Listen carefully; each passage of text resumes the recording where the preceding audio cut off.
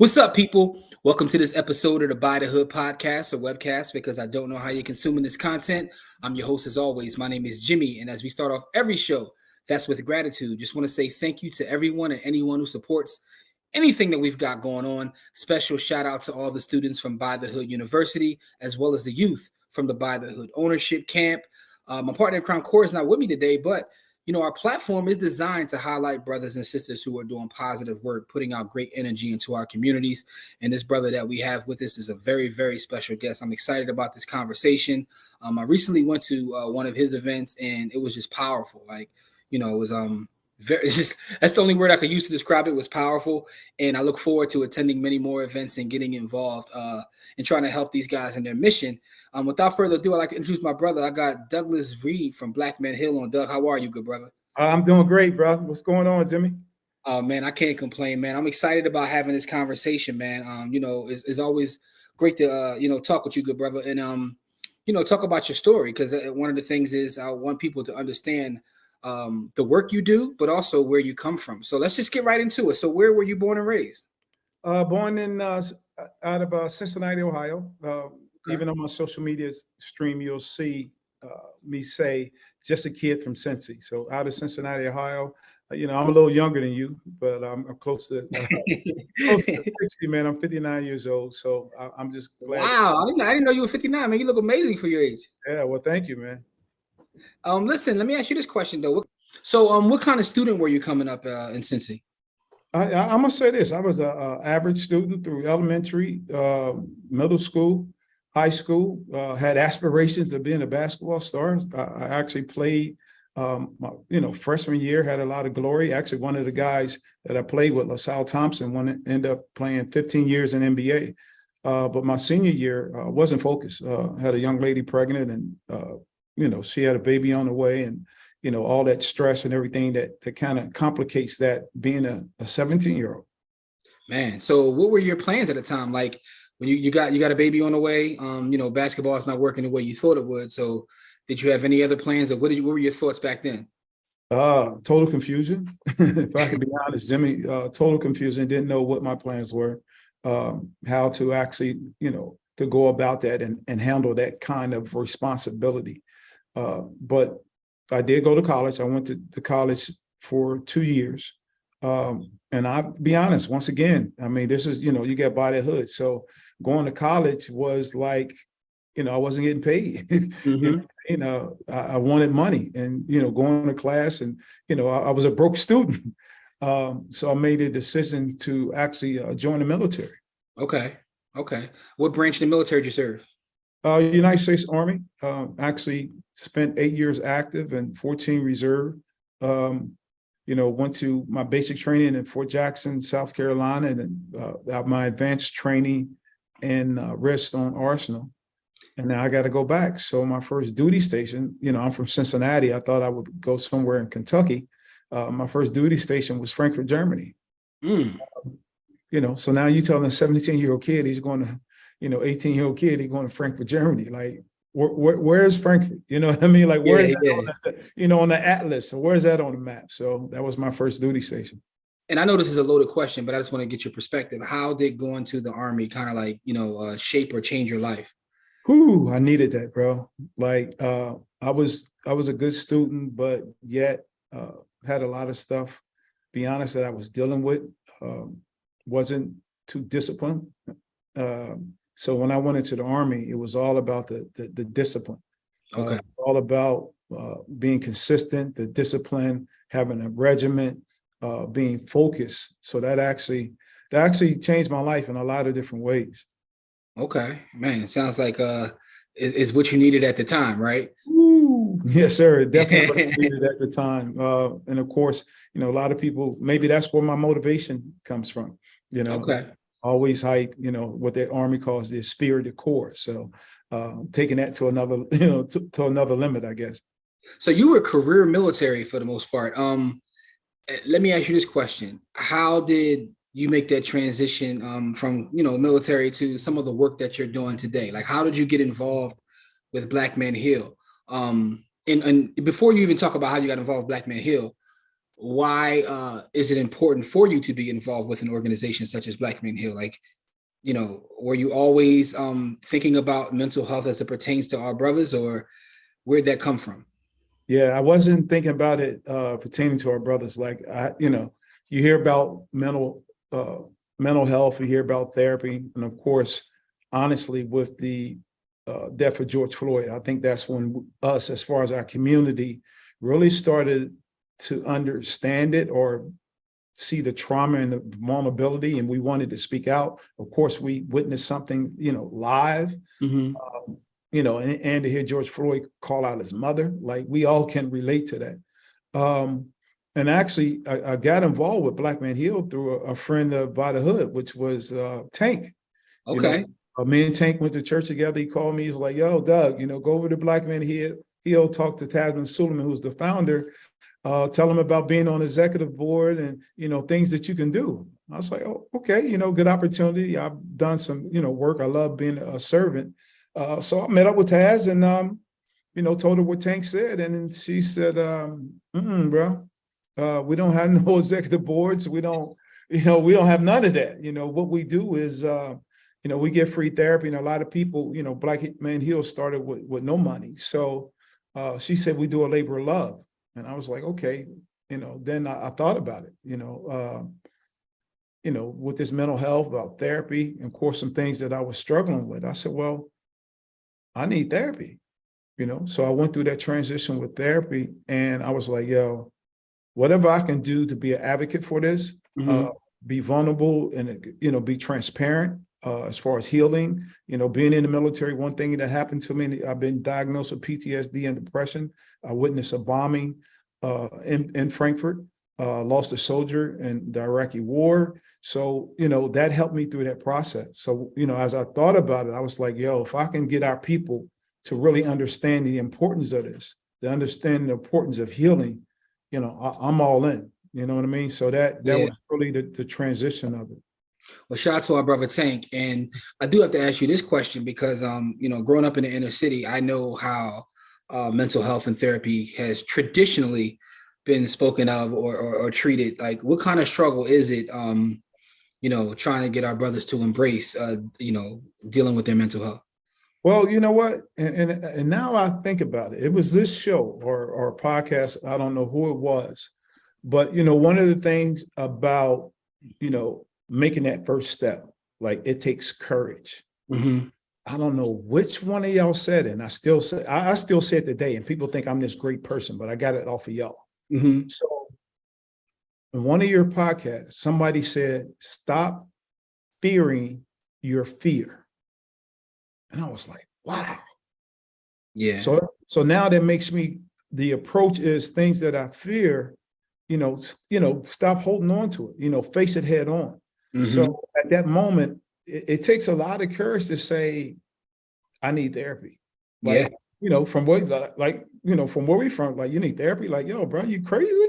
Yeah, and it's amazing how fearful they are. And I don't know who said that, but I'm gonna take credit for it because nobody else is here. So I'm gonna take credit for it. Yeah. but it's interesting because like you see some guys that are like, tough guys, stone cold killers, but you talk about therapy and they're like, whoa. They don't even, you know what I mean? So I always wonder, the work that you guys do is very honorable work. And being in the room. So you invited me to one of the events you have is King's Corner. You guys are like, on tour, going over to different cities and having these events. And just seeing that many positive brothers, like, sharing energy, talking about their experiences. It was life-changing for me, right? Because it was nothing but Black men. Like, and I think that having our own spaces is very, very, very important. So what has this tour been like for you? Going to the various cities, how's this been for you? It's been amazing. What it is, I'll go back to our King's Corners, a virtual free space we do on Sunday we do on Zoom actually every Sunday at 7 p.m. So we've been doing this 2.5 years. That was as a result of having so many people apply for, free therapy. So we changed plans. We came up with an alternate. So we've been rocking this thing for 2.5 years. Mm-hmm. So us being able to bring 40 dudes into a space on a Sunday is amazing. Yeah. Now we hit the cities that guys supported us, to Baltimore, Atlanta, Chicago, Philly, of course, and then we just came out of New York. So now going into this space and being able to see them brothers in person. I mean, we're coming out of COVID. You know what I mean? So coming out of COVID, you've been in a session, we talk about the head nods, we talk about the handshake, and we talk about the love. So being able to embrace another brother, oh man, just life changing. And it gave me the confirmation as far as myself and my other team member or co-facilitator, Reggie Howard, it gave us the confirmation like, yo, we doing the right thing. I mean, that we're actually on to something, because we found out, it could be a bad relationship with, us as men having with our fathers, or no relationship, or our mothers or our families, and brothers having the opportunity to it's called Black Men Need Hugs. And them having the opportunity to hug another brother, to embrace, to network. And then, like you said, us being all in one room to shed light on others, man. Like it's been totally, just honestly, one of the best things I ever did in my life. No, listen, it was amazing, man. And shout out to the brother Reggie. I'm gonna reach out to him and try to get him to tell his story as well. But because, unity is a thing that we talk about often, but to actually see it, and we're networking and talking about how we can be of service to each other, and just, telling our stories, and to see so many generations. We had teenagers there up until, my elders, like, it was just amazing to see that many generations having different perspectives, based on how they were raised, where they were raised. Even that was interesting to see, some of the dialogue, like, well, where I'm from, this means this, or where I'm from, and that was interesting too.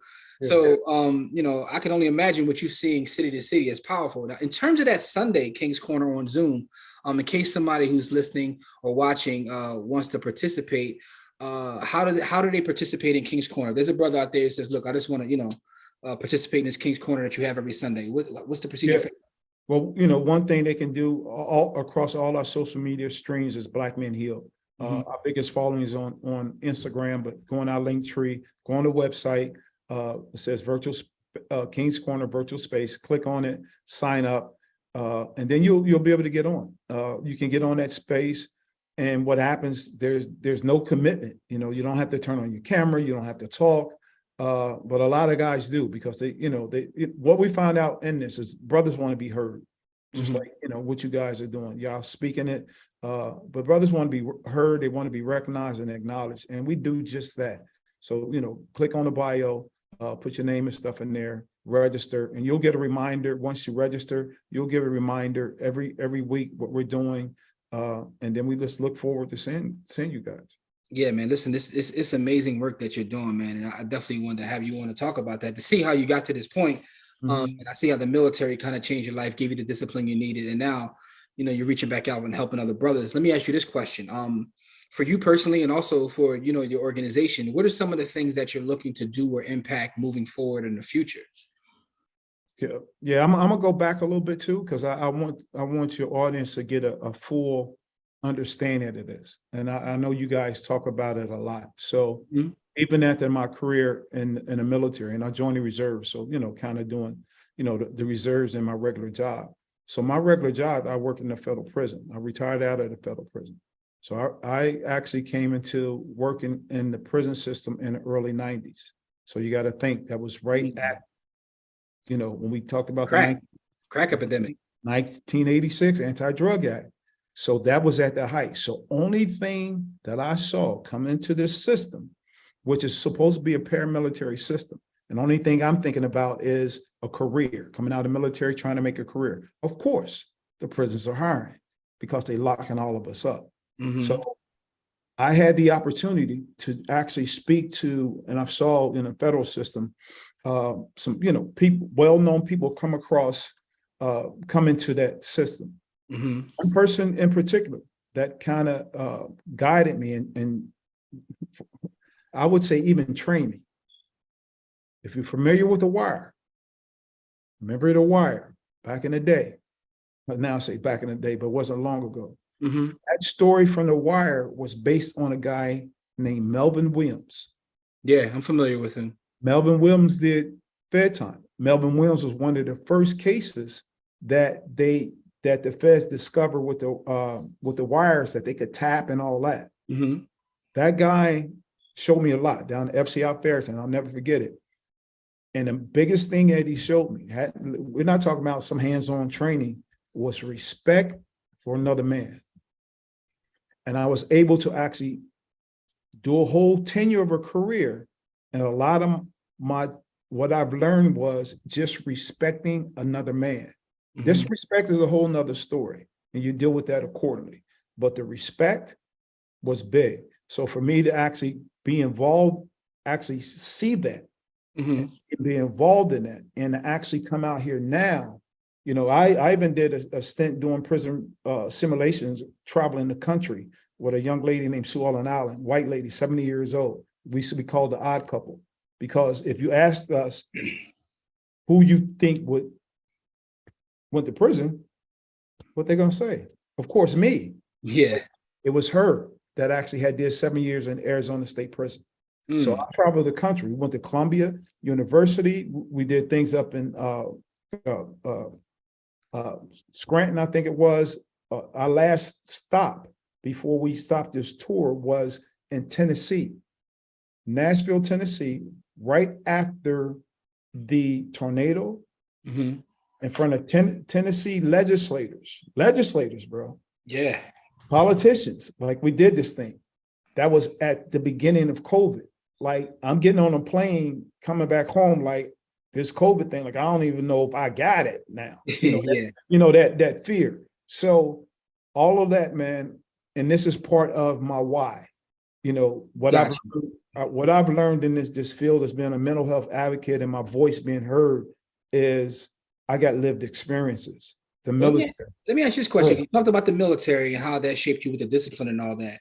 And you talked about the one thing being respect.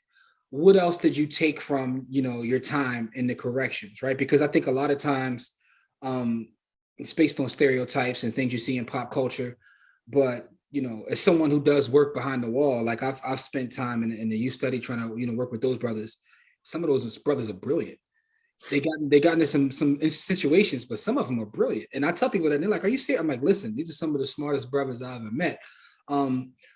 What are some of the other things that you've taken outside of the respect for a fellow man? Is there anything else that you've taken for or has added to who you've become based upon your time working in the prison system? Empathy. Empathy is a big one, because that's a big one, yeah. You got to think, you know, and people still say it now. Actually, my wife says it. I was very rigid. Right. And I say rigid because, you know, one, be honest, coming out of Cincinnati, coming out of the hood. Right. So I get guards up, going into the military. They putting a strap on my back where it's about toughness, you know, it's about confidence. Now I'm transitioning to a prison. Now, I mean, I'm dealing with, you know, inmates. So the stereotype is that, you know, like you said, like right off the bat, I don't care what they did, crack law, whatever. So they fix your mind to think that these are killers, you know what I mean? Like, and you know, things can happen. Don't get me wrong. Yeah. But when you start to have conversations, and I had a job where I was processing guys in and out. So I was a guy that strip search you down to violate everything strip search, turn around, XYZ, you can go from there. But I was also the guy that when it was time for you to leave, I would ask you, now this comes with experience, what are you going to do when you get out? A lot of guys would say, yo, CO, I'm good. Family been, you know, especially the average time, conspiracy, during those times is 10 to 12 years. Like, trust me, I know it. So the average time was 10, let's say 10 years. Guys say, yo, my family, we've been rocking with me for 10 years. They've been visiting me. Yo, they even got the transition to the halfway house. They rented a limo, like, I'm good. Yeah. But then it was those guys, bro, that would say, yo, CO, I don't know what I'm going to do. He said, look, man. And I remember these conversations vividly. Like, look, these clothes that I have on my back, you gave them to me. These shoes, you gave them to me. I don't know what I'm going to do. I don't know exactly. Only thing I want to do. And a lot of guys, even then, you know, I'm sorry, we kind of went this way. Not sorry, but I didn't know who you got me going, Jimmy. Oh, no, this is a great conversation, man. So what happens is guys would actually, you know, they talk about maxing out their time. So they don't want to have no parole time or have to see somebody. So they max out their time. So that means when they go, they're going straight to the streets. How does that look? Mm. How's that mindset? And one of the things, and even Black Men Heal, we're doing something with Reform Alliance. And, I'm providing some input because we want to be able to, when somebody's being released out of the system, to be able to offer some free therapy to them. Because it's a transition, man. Like them guys are, they're programmed. I was programmed. Yeah. You getting counted 3-4 times a day. You've been, when to move, where to move, when to eat. So that's a transition. Yeah. So then they'll come back into their families. And I was just up in New York with the Mental Wealth Expo with Charlemagne's thing, right? Yeah, Charlemagne the God, and my man Shaka Shakur and Wallow spoke on it. Mm-hmm. Told families like, look, y'all got to understand these guys making this transition out of prison, man, because it ain't easy. So I just want to speak on that, man, and hopefully somebody gets some out of it. But the biggest part of that, man, I learned was empathy. Yeah. So you have this, so you had your time in the military, your time here, you're doing the work with Black Men Heal. What are some of the things you're looking to do, like, in the future? Like, what are some of the things that you're looking to impact, or some of the things you're looking to do as an organization, or even you personally? What are some of the things you're looking to, do? Well, hey, I got to give you a big shout out to all the people of By the Hood, Mm-hmm. right? And you don't even know this because we never had this discussion. One of the things, I've always been kind of like a money guy, just didn't understand how to manage it. Okay. So I watched a lot of your episodes. And one of the things I was able to do was go back to the hood and buy me a piece of land. Amazing, man. Congratulations. Come on, bro. You understand what I'm saying? Yeah, I bought a piece of land right where there is major gentrification going on. Okay. So eventually they gotta come see me. I love it. I take care of the land. Just a small lot that I can. I had a guy cut the grass. All the time. That's all I pay. But they gotta come see me. They gotta come see you. So that's the one thing. And I was just out in Richard Allen Preparation School. Another thing, same thing you may not realize, I ran a nonprofit organization dealing with youth out of Camden with some police officers out of Camden. This is 20-something years ago. And, we took kids up to Fort Dix. They spoke. I was able to get inmates out, speak to them. So I want to get back to our youth. One of my mentors, Dr. Alfie, if you're not familiar with it, definitely have your people look her up. But, she is the one that brought me along with this, working with Charlemagne and doing some work with him. And she really planted a seed in me, bro. She said, my voice needed to be heard. So yeah. I want to utilize my voice. I want to be like By the Hood. I mean, if you can see my little thing, I got a new podcast coming out. Let's Go, the Let's Go show. So I'm looking to release that maybe like right before Thanksgiving. So those are things I'm looking at. Yeah. The speaking engagements. I'm just out here, man. Like I said, I'm only a couple years younger than you, man. So listen, and you're doing great work too, man. And I'm so excited for you, and I'm excited for your podcast. Can't wait to listen to it. Because your voice is needed, and those experiences that you have is value there, right? It's absolute value there. Do you have a favorite book or a book that's inspired you along your journey? And it's, what? It's funny. Oh my God. And I forgot the name of the book. Oh my God. And it's about the crack law. I don't want to get up. You're talking about what's the Michelle Alexander's book? What was the boom, there it is. What's the name of the book, Jim? The New Jim Crow. There it is. Yeah. There it is. Yeah. That the New Jim Crow, going back, I wasn't really a good student. So when they came out with audiobooks, that like saved my life. Mm-hmm. But I listened to that. But going back into empathy, because now that gave me a whole different perspective and understanding the process. The process, when you talk about things that happened during the Jim Crow laws, when you talk about why inmates to this day are being paid cents on the dollar, reason why, because of those Reconstruction years where corporations, they set us up. We're doing well, we're going out there doing our thing. there's hatred, there's racism, and they're setting us up to be arrested. They're giving us these big fines, and we can't pay these fines. But yet, major corporations are saying, okay, send them to us, we'll pay them, but we're only going to pay them for cheap labor. Come Yeah. on. Yeah, that's why I'm glad you brought up what you said in terms of empathy, right? Because no one is born, right? For the most part, I would say no one is born, a killer or a robber, or whatever it may be. And sometimes when you talk to these folks and you hear their story, I'm gonna be honest with you. Sometimes I say, "Wow." I sometimes it's like, "How'd you get here?" And then sometimes it's like, "I see how you got here." When someone tells you about their background and the things that they had to they may not have overcome, the things they had to go through. And that's why empathy is important, because you never know someone else's story. So empathy is really, really crucial.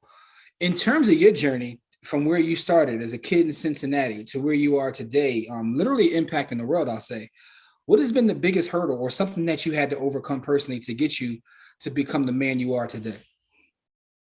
I really had to, first from a spiritual standpoint, just my trust in God. And of course, in his journey is not always been sweet. I've made some mistakes in my life. So I had to learn how to forgive myself for the mistakes I made. And then going back to the fear part, not fearing anything, man. And like even from the spiritual standpoint, I say I'm a living sacrifice, bro. Like this, what you see is what you get, man. This is me, you know.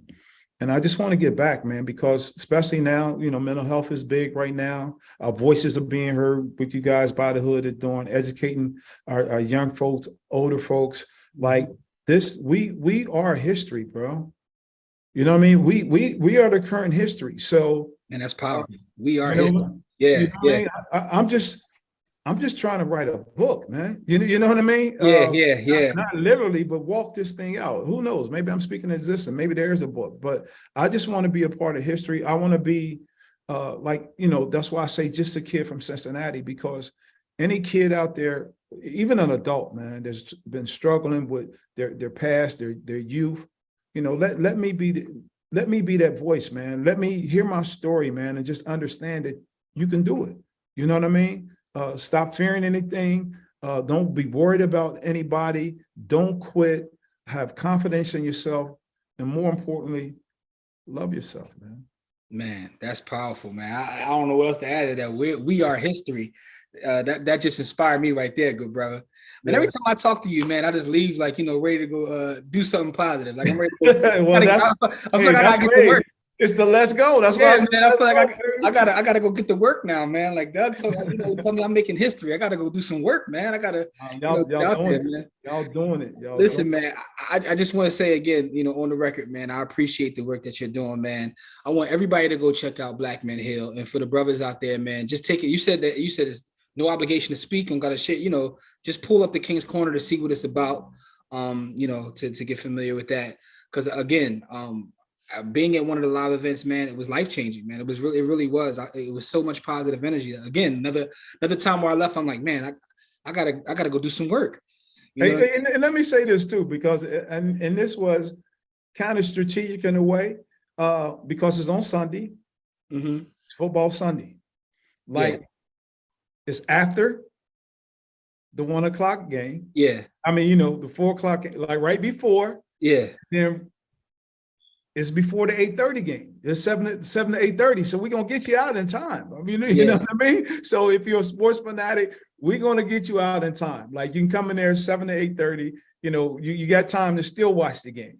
Yeah, man. So definitely gonna build with you guys over at Black Man Hill, man, and make sure I'm an advocate for you guys now. I point so many people towards your direction. Yeah. And before you get out of here, let me ask you this question, because there are some free resources that you give folks at Black Man Hill. Can you tell our audience about what are some of the free resources that you offer? I know it's a couple sessions, or what is that?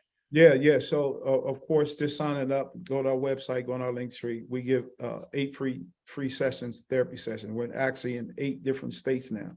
One thing is, we talk about the virtual free space. Not only do we have it for men 18 years and up, now we have it for our queens. We took a beating, man. They was like, yo, ladies was like, yo, I hear what y'all doing. But so we do Heal with Him. Same thing, go to our website, Heal with Him. I think it's held every 2 weeks.